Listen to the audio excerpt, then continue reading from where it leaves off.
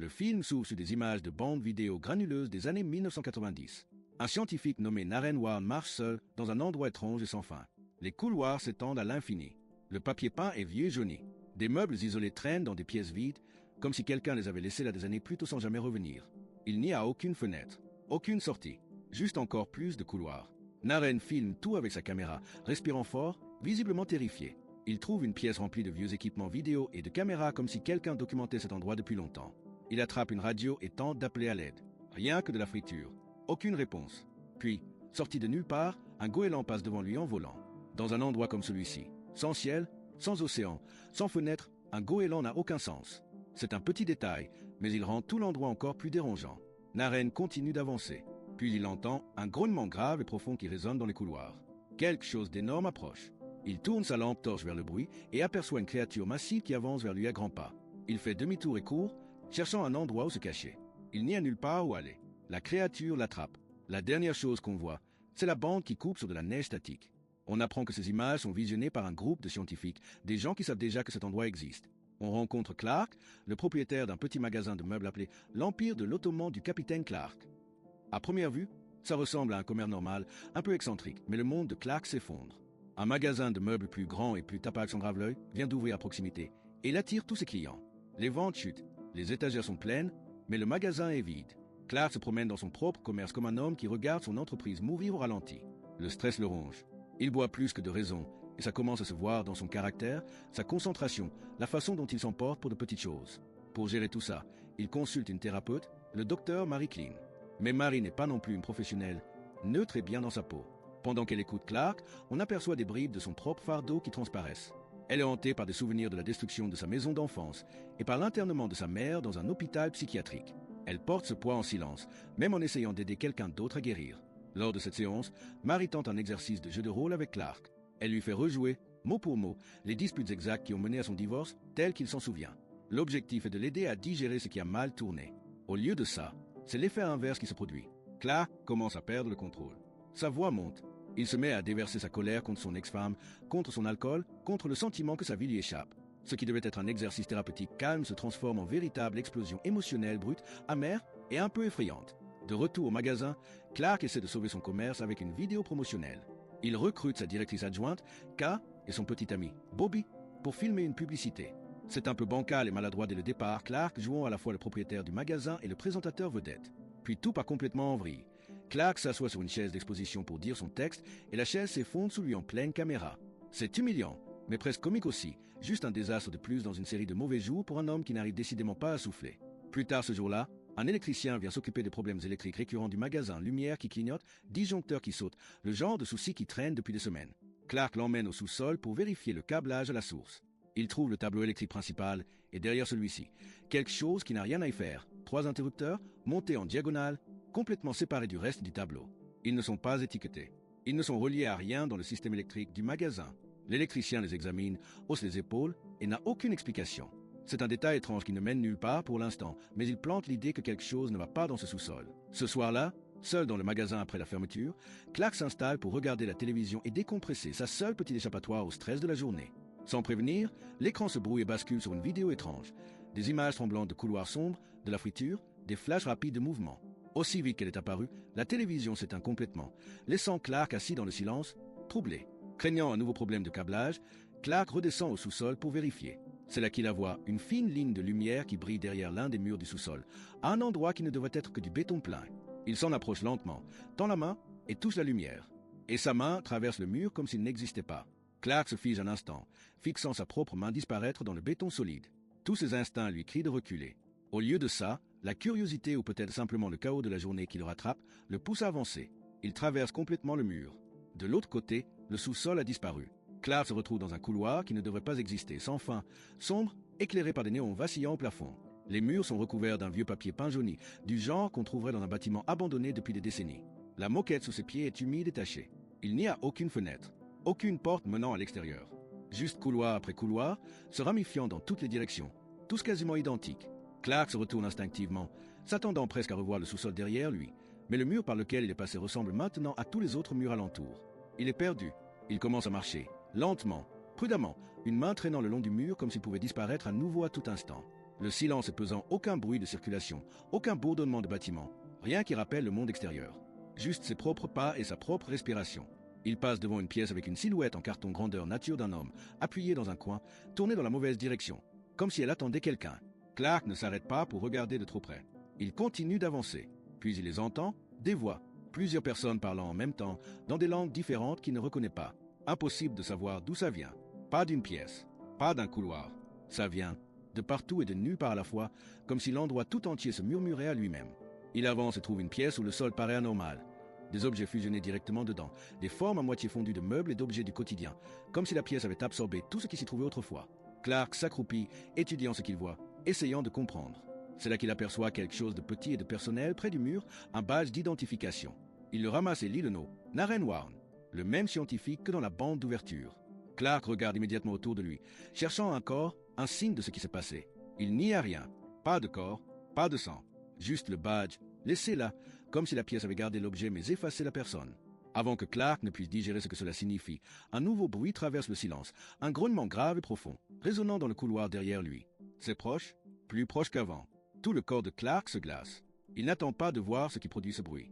Il fait demi-tour et court, refaisant ses pas du mieux qu'il peut, priant pour retrouver son chemin. Les couloirs se confondent. Chaque virage ressemblant au précédent, la panique montant à chaque seconde où il ne reconnaît rien. Puis, enfin, il aperçoit le mur, brillant faiblement, le chemin du retour vers son propre sous-sol. Il s'y jette et retombe dans le monde réel, haletant, trempé de sueur, le cœur battant à tout rompre. Il est vivant, mais il en a vu assez pour savoir que ce n'est pas le fruit de son imagination. Loin du magasin, dans un bâtiment froid et clinique portant l'inscription « Institut de recherche à 5 », un scientifique nommé Phil est assis seul dans une salle de surveillance sombre. Des rangées d'écrans l'entourent, la plupart affichant de la friture ou des couloirs vides en boucle. Mais un écran est différent. Il est en direct, ou presque, et montre des images granuleuses de Clark errant dans les mêmes couloirs qu'il vient tout juste de fuir. Phil regarde sans grande réaction, comme si c'était devenu une routine pour lui. Il a déjà vu des gens tomber sur cet endroit auparavant. Il prend une note, signale peut-être les images, ou ne dit rien du tout, le message est clair. Hassan connaît déjà l'existence du backroom. Il l'observe, le suive, bien avant que Clark n'ait jamais touché ce mur. Clark n'est pas le premier. Il n'est que le dernier en date. De retour au magasin, Clark est secoué mais déterminé. Il ne rentre pas chez lui pour digérer ça seul. Il fonce directement au cabinet de Marie, débarquant sans rendez-vous, manquant de défoncer la porte. Il lui raconte tout, vite et fébrile. Le mur dans le sous-sol, les couloirs sans fin, la créature qui grogne, le badge portant le nom d'un homme mort.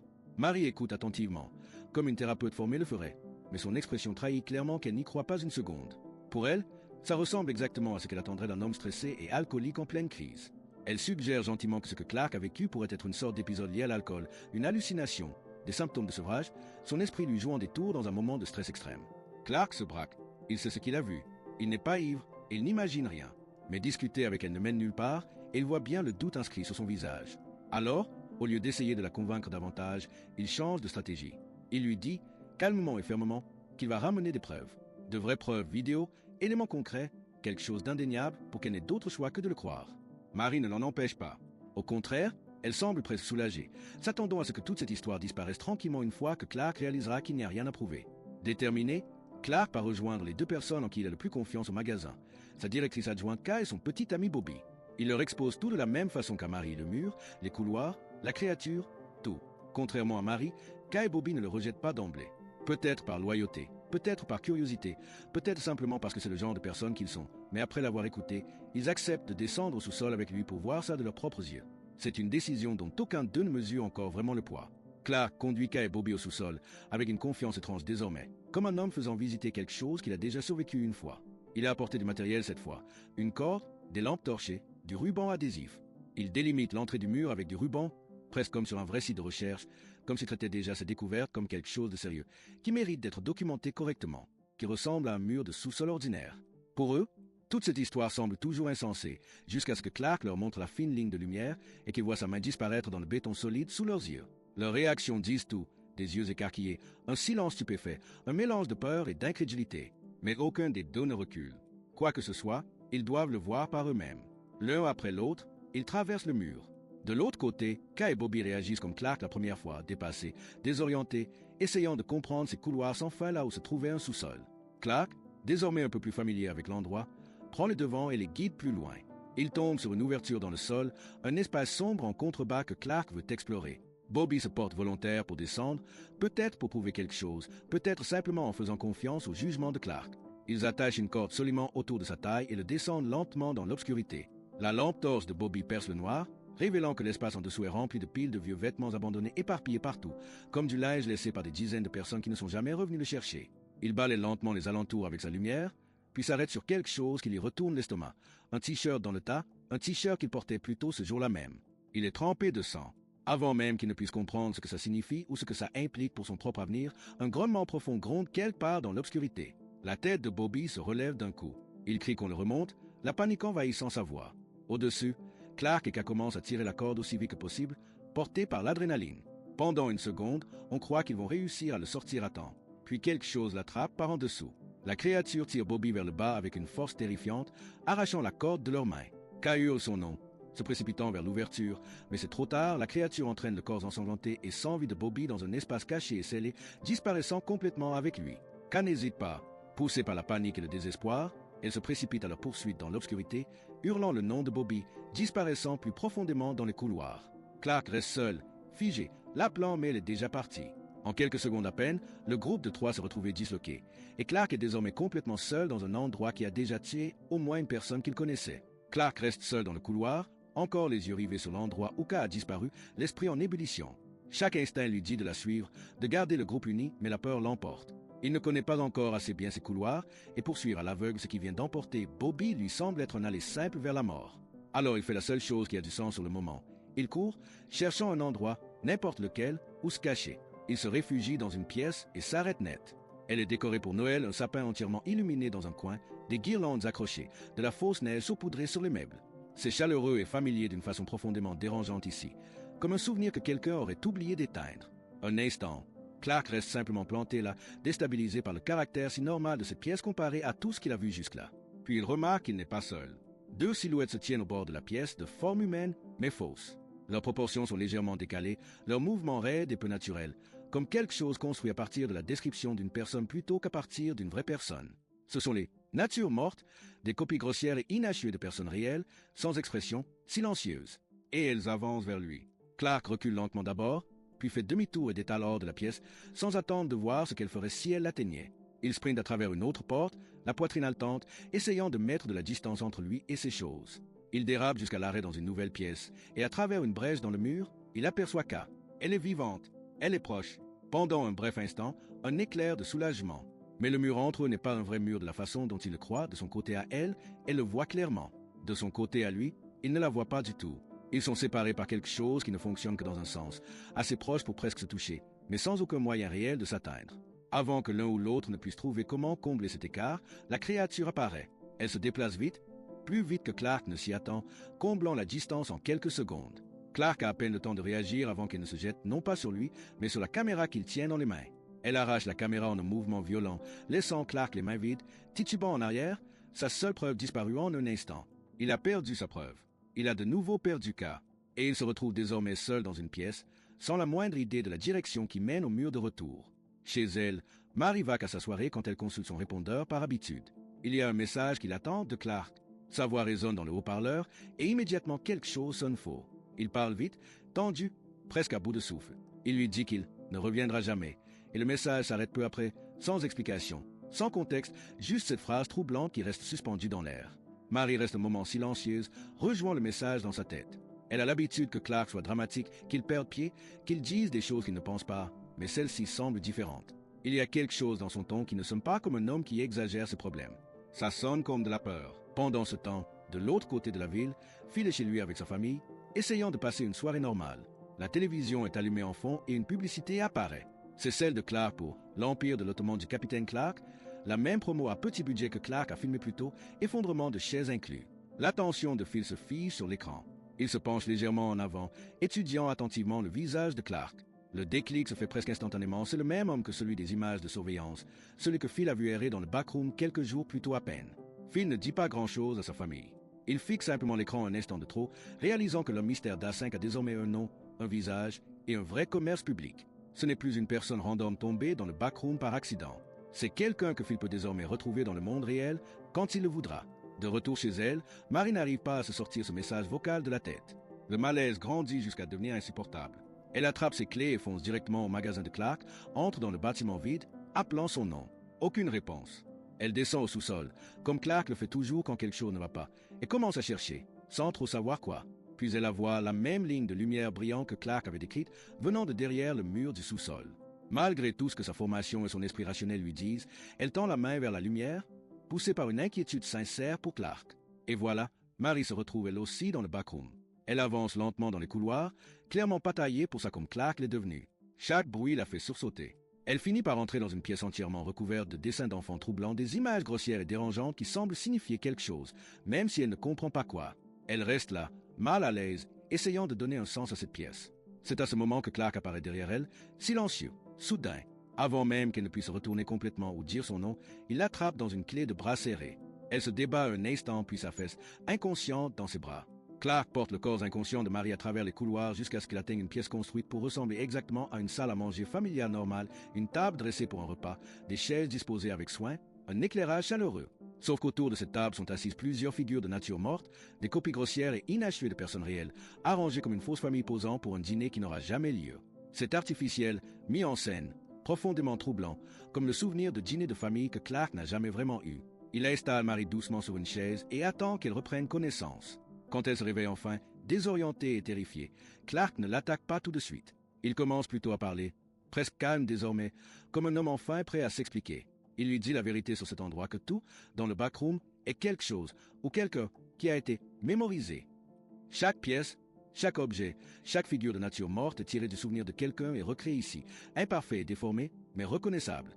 Pour appuyer ses dires, Clark s'approche du réfrigérateur de la pièce et l'ouvre.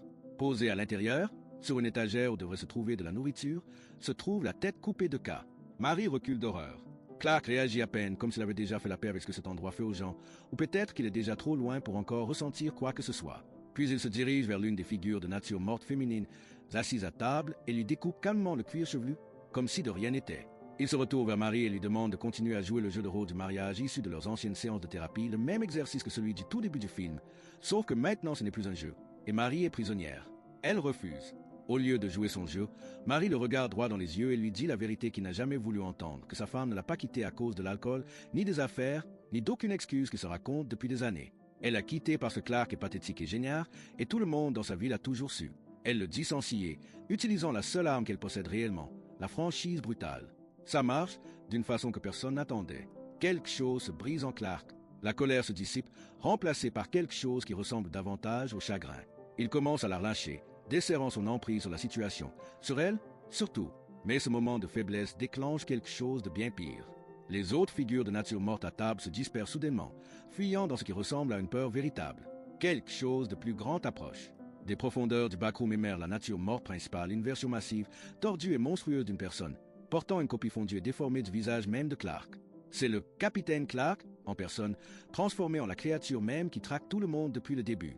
Clark la fixe, et au lieu de fuir, il essaie de lui parler calmement, doucement, comme s'il s'agissait d'un vieil ami qui a juste besoin qu'on lui rappelle qui il est. Il lui parle comme il se parlerait à lui-même dans un miroir. Elle ne le reconnaît pas. Elle n'hésite pas. Elle bondit et referme sa mâchoire sur le cou de Clark, le tuant instantanément. Marie n'attend pas de digérer ce qui vient de se passer. Elle court. Elle traverse pièce après pièce.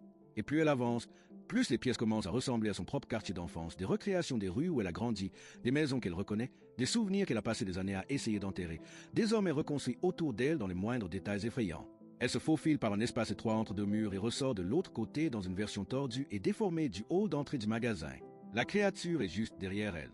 Acculée, Marie attrape un morceau de bois qui traîne et frappe violemment la jambe de la créature, la brisant et déséquilibrant le monstre. Dans le chaos, elle déclenche par mégarde une alarme. Du gaz commence à envahir l'espace. Puis elle attrape le seul objet qu'elle a porté sur elle tout au long du film sans grande explication, un petit caillou, révélé maintenant comme un fragment de l'allée de son enfance, l'endroit exact où elle avait autrefois pressé ses mains dans du béton frais quand elle était petite. Elle se met à frapper la créature avec, encore et encore, des années de traumatisme enfoui explosant enfin d'elle en un seul moment violent. Marie ne s'arrête pas pour réfléchir à ce que ça signifie, elle court simplement, refaisant ses pas aussi vite que possible, jusqu'à retrouver le mur exact par lequel elle est arrivée. Elle le traverse et retombe dans le monde réel, dans le vrai sous-sol, où une équipe de scientifiques d'A5 l'attend déjà, ayant repéré la perturbation.